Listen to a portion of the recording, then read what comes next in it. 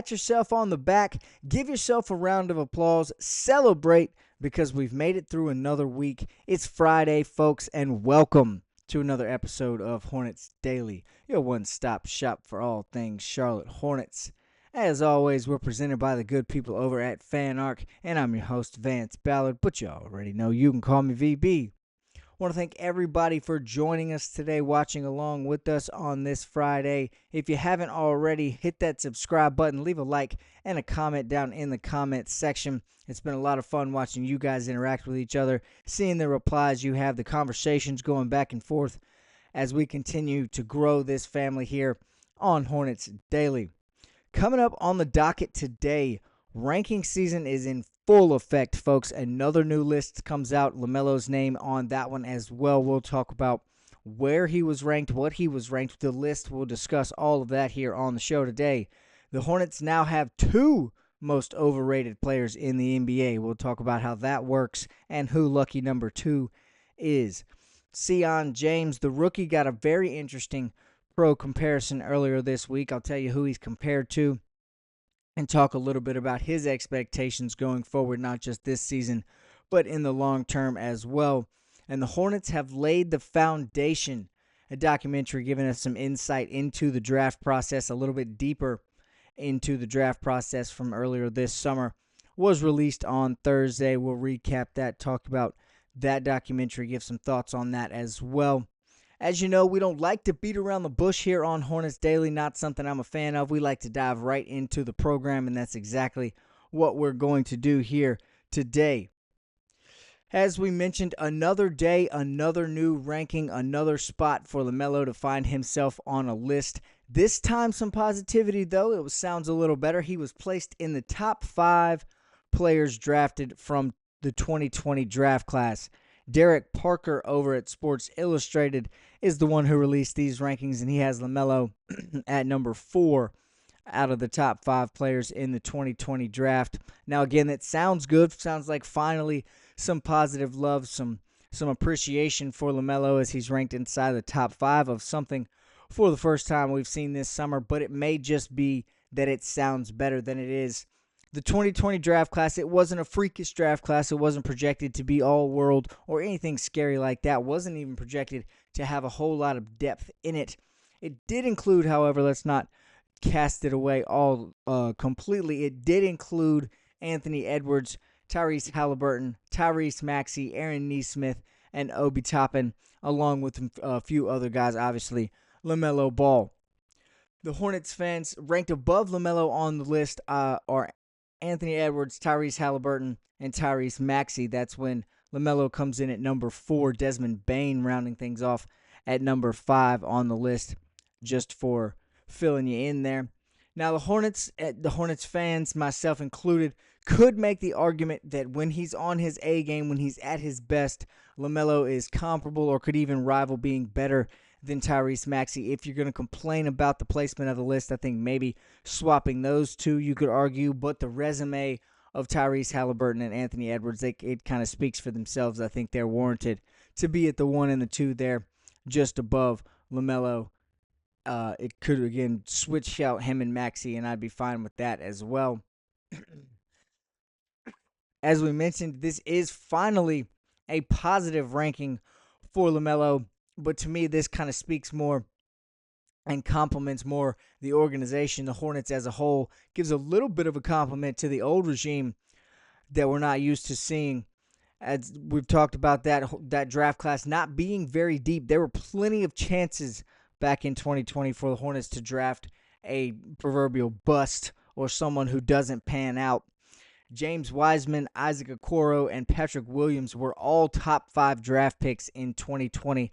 So it does say some good things about the organization, about the old regime, about their decision-making, that they were able to get this right, didn't miss or draft somebody who was just going to phase out and not grow into anything here in the NBA. As we know, LaMelo has continued to develop. He's got some steps left to take. We've talked about that a lot this week, but it was not a miss back in 2020. The new front office has taken that and run with it. As we know, they have drafted very well, made some smart moves this offseason, and are continuing to change the culture. And LaMelo has been a big part of that. So keeping around a staple piece from the 2020 draft, one of the top 5 players, has been very productive and looks to continue to do so. It's time now for LaMelo to take that next step, continue to develop, and catch up to an Ant and a Halliburton and be compared to those, be put a little higher up on that list, be talked about in the same breath as those two, what we know now are elite guards in the NBA. The Hornets, as we've mentioned, somehow have managed to find themselves with 2 most overrated players in the NBA. Not 2 of the most overrated players in the NBA. 2 guys who have been crowned most overrated in the NBA. As we know, LaMelo was given that title just a few weeks ago. He was crowned the most overrated player in the NBA right now based off of last season, based off of his performance, based off of whatever you want to call it. I think it's a little bit ridiculous, but here we are. Now the Hornets have officially become the first team to have 2 most overrated players in the league. Bleacher Report back at it again, releasing their list of the most overrated players of the last 5 years. So since 2020, going back to when LaMelo was drafted, the most overrated players in the last 5 years, coming in at lucky number 1, Charlotte Hornets' very own Miles Bridges. An interesting title, an interesting thing given to Miles Bridges there. We don't really talk a lot about him, and I don't feel like he gets spoken about very often in the overrated realm. I'm not sure. I don't think his name is brought up very much in that kind of argument, in that kind of discussion. He's not given that label very often, but he was here by Bleacher Report, and they released several numbers that they feel may help there. Most of them were complaining about Miles' inefficiency when scoring. Yes, we know he's a 20-point-per-game guy, but he does not do it very efficiently when he goes and gets his points, which could be an issue and has what has landed him here on Bleacher Report's list of most overrated players in the last 5 years. Some positive, one little spin you could put on this. Now, you got to keep in mind that to be on a list of the most overrated players, you have to have gotten yourself rated, for lack of a better term. You have to have expectations. You have to have been some sort of prospect worth rating to the point that you could overrate them. Now, the potential for Miles Bridges, we know it's there, and it's reared its head more than one time. He's had more than one bright spot in the NBA. He's continued to build himself a nice little career there. And again, we know he's a very, very good scorer. He just does tend to lack a little bit in the shooting percentage category. Often mentioned in this article, in this reasoning for Bridges being the most overrated player of the last 5 years, often mentioned is, again, his inefficient scoring. It's said in the article that Bridges has utility on an NBA floor. It's just, quote, not that close to that of a top 100 player. So this list doesn't even feel, Bleacher Report doesn't even think that Miles is a top 100 player in the NBA based on his inefficient numbers, his inefficient scoring, and all of the things they compiled on that list there. Now, I was looking, and there's a few different ways you can look at this. Yeah, you can agree. You can think Miles Bridges is overrated. You can be upset. You can call him a bust, this, that, and the other, whatever you want. But there's another way to think about this as well. Think about the reasons for Miles' inefficiency last year when scoring. He was asked, in the absence of Brandon Miller and LaMelo Ball, a lot of pressure was put on his shoulders offensively. Miles was asked to do a lot, to be the guy scoring the basketball, and that's not necessarily the best suited for his game, not really where he feels the most comfortable. Yes, he's a 20 point per game guy, we know that, but again, he doesn't like to get those 20. He's not necessarily built to have those 20 as the main source of the offense. Now, if you look back at his 23-24 seasons, his efficiency rating way higher than it was in 24-25, but you also look at his role in the offense in 23 and 24, and he was asked to do a whole lot less in terms of being the main guy, being the go-to guy, go out and get points every night. So that saying all of that leads me to say that 25-26 sets up to be more of a 23-24 situation than a last year situation. Miles is in the best situation he's been in really in those last 5 years with the pieces around him. Brandon Miller looking to get healthy. LaMelo Ball starting the season off healthy. Some familiarity with those two guys in the starting lineup. So 3 starters going to be returning, adding 2 new guys, but pieces have been put around not just Miller and Ball that are going to be affected by these pieces, these shooters, these playmakers that have been added by the Hornets, but Miles Bridges going to benefit as well. He's not going to be expected to bear so much of that load on offense. All things for Bridges should go up. His passing numbers should increase. They were worse than middle of the pack, according to this article. But these playmakers, these shooters, should help Miles Bridges be able to find some more open guys. They look for some guys on some cuts, make some jump shots when you pass the ball out to him. So it's not just going to be, again, Brandon Miller and LaMelo Ball that are benefiting from all this. It's going to be Miles Bridges, and I think that this season's trending more towards what he looked like a couple years ago versus his inefficient numbers last year. I think it's the roster itself is just much better suited for Miles Bridges to have a much better year this year. Now, Bridges has never been expected to be a lockdown defender, but he has continued to show improvement on that side of the floor throughout his career. He's gotten a little bit better. He's got the ability to guard down if he needs to, step down and guard a wing player. If depending on if the other team is playing a smaller roster, he can step up and guard a 5 if he has to. Miles Bridges more than competent on that end of the floor, and he has been put in a very good situation, as I mentioned, with the pieces, with the assets around him. He's been put in a very good situation to disprove this most overrated player of the last 5 years claim and show exactly why he's not going forwards into this season. Now, not being talked about as overrated, not really being talked about as rated at all, is Hornets rookie Sion James. However, Owen O'Connor of Sports Illustrated has been talking a little bit about Sion James, does have some expectations for him, and has released a pro comparison for the Hornets rookie.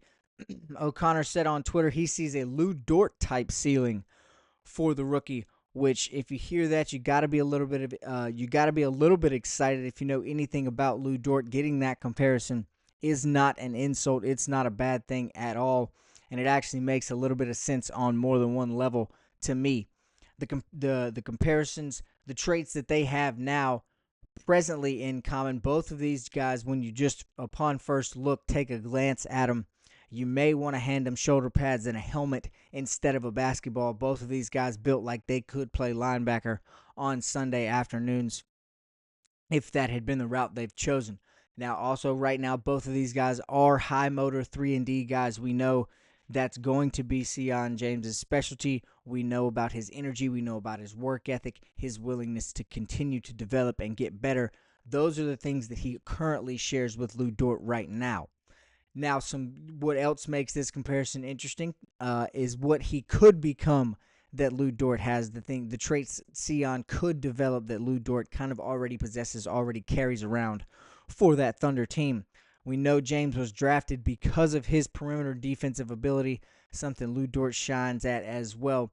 If James can continue to develop that ability, continue to take steps forward in his perimeter defense, he will become even closer to the Lou Dort comparison. But not only that, he'll make himself a must-have, come out of Greensboro and get on the roster, find his way into the rotation, and make his presence felt on the floor in his rookie year.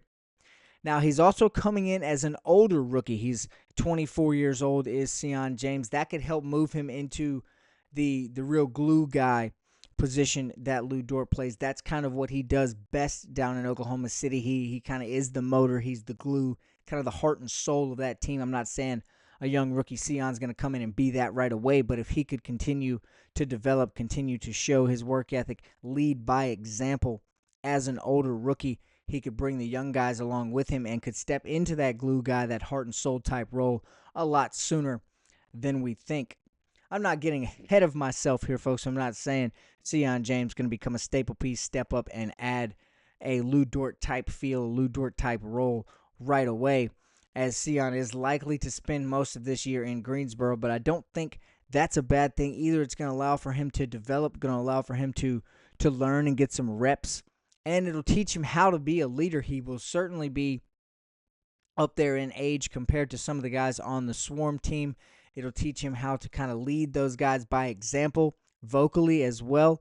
It'll help Sion in more than one way as he spends some time in Greensboro. But I do think he's going to get quite a bit of time in the NBA as well. He'll go back and forth between the Swarm and the Hornets. And when he's on the floor, he has every opportunity to earn himself more minutes, more time on the floor. The Hornets are going to need some of that defensive ability, defensive help, perimeter help at the wing position, maybe even at the two-guard position. But with Josh Green looking to start this season probably unhealthy, not going to be ready for training camp. Brandon Miller still on the way back, trying to get back to 100%. Sion's defensive ability, his catch-and-shoot ability from beyond the arc as well, could come in handy, could be necessary, and help him find his way onto the NBA court earlier than we thought this upcoming regular season. Now, we know Sion, again, I mentioned his catch and shoot. We know his offensive game is not below average. It's not necessarily NBA ready or up to the level of a Con Knipple, even Liam McNeely, in all honesty. But he is more than capable on that end of the floor. He can shoot the ball very well. He doesn't turn it over. He's super smart when he's got the ball in his hands. He's a great playmaker, and he's a freak athlete. So when he is on the floor, it's not going to be a step down from anyone. It could be a step up in a couple places, and his defensive ability makes him extremely likable, extremely marketable, if you will, when it comes to getting playing time and earning minutes, again, on what is right now not the deepest position at the spot on the team at the wing position. Again, like I say, this is not something that's necessarily going to be an immediate impact from Sion James. He may not get a lot of playing time this year. It's going to be more of a development year. But if he can show signs of taking those next steps, if he can show signs of continuing to get better on defense, if he can open up his offensive bag a little bit more as well and become a little more comfortable on that end of the floor in the NBA game, then he could absolutely be an important piece of this team going forwards. As we've heard Jeff Peterson say, the Hornets are trying to lay the foundation, a little teaser for our next segment, and players like Sion James who come in with a strong work ethic, with a strong skill set, high energy, high motor guys, players like that are exactly how you do lay the foundation and build going forwards here in Charlotte and change the culture the way that we know Jeff Peterson, Charles Lee, and company are trying to do. Now, we teased it. We told you they're laying the foundation. Speaking of that, the Hornets have released a documentary titled Laying the Foundation, part of their Real Access series on YouTube. That was released on Thursday, and it was a very cool inside look at the pre-draft process. I thought it was extremely well produced, very well made by everyone involved, very well done by all of the Hornets team that took their part and had a hand in that. Couple takeaways, recaps, couple things we learned there. The cash in is coming. We heard early on Jeff Peterson talking about when the time is right, one day we're going to be able to cash in all of our pieces, to move all of our assets, to go out and get that guy. And when the time comes, we're going to do that. Again, we heard that in the we heard that quote. We teased it a little bit. They teased it a little bit in the trailer release on Wednesday, so we kind of knew that was coming. We knew that was going to be a focal point, something pulled away from the documentary. What I took away from it is it sounds a little bit like that might not be right now that they're ready to cash in. It sounds like Peterson has a future plan for his cash in, has something down the road, a guy in mind. He didn't specify, didn't give us any hints on who that may be. But it sounds like, based on the way he said it, it's not going to be an immediate right now move. It's not going to be a cash in for something splashy, for something crazy right now. Peterson is going to continue to stay committed to the long game along with the rest of this front office.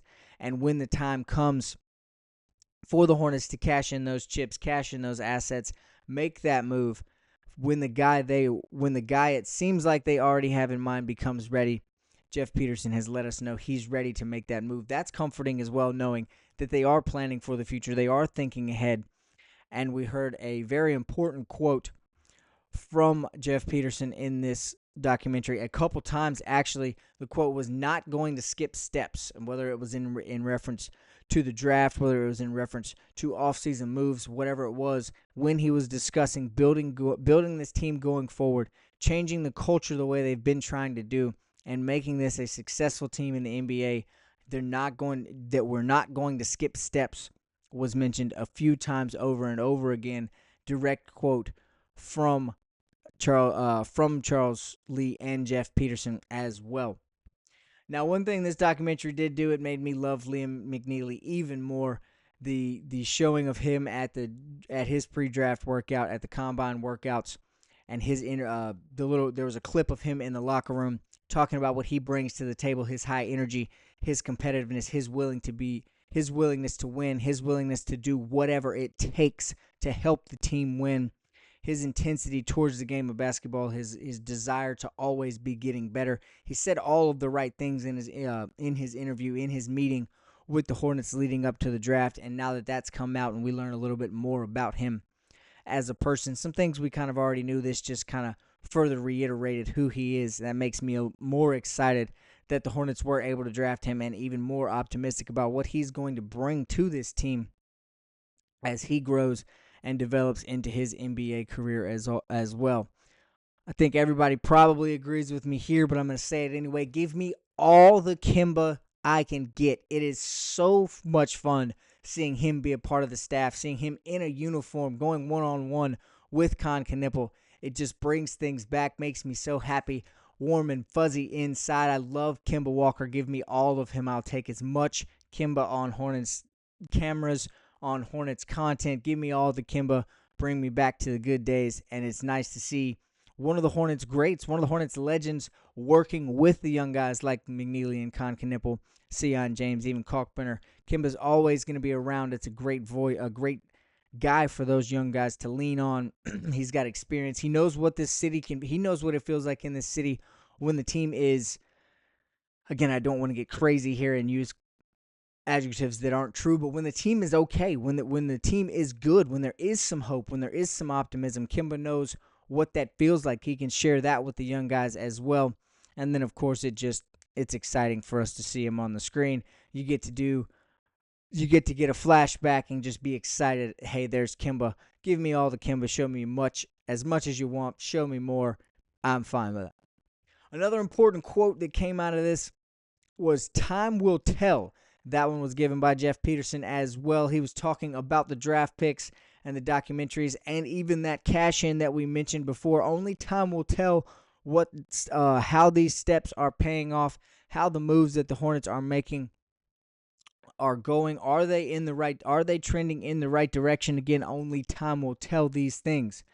Now, this documentary has me absolutely ready to go. It fueled my optimism that I've been talking about that's got me a little bit scared. This only made that worse, to be honest. The draft picks, the documentary, it all fueled the optimism, made me more excited for the season.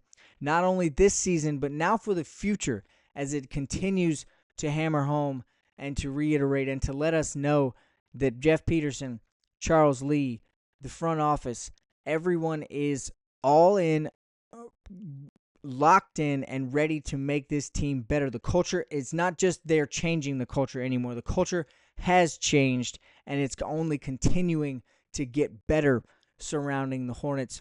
Charles Lee is the guy. His conversation with Con Knipple, his talks all throughout this documentary. If you're not on the Charles Lee bandwagon, go ahead and hop on now, because he's the guy for the Hornets. You can tell that in the documentary as well. Again, I'm trying to temper some expectations, but things like this have me really excited, really ready to go and move into the regular season. That's going to do it for today's show, folks. As always, thank you so much for watching along with us. Go out, have a great weekend, stay safe. We'll meet you right back here on Monday, recapping all the weekend buzz on another episode of Hornets Daily.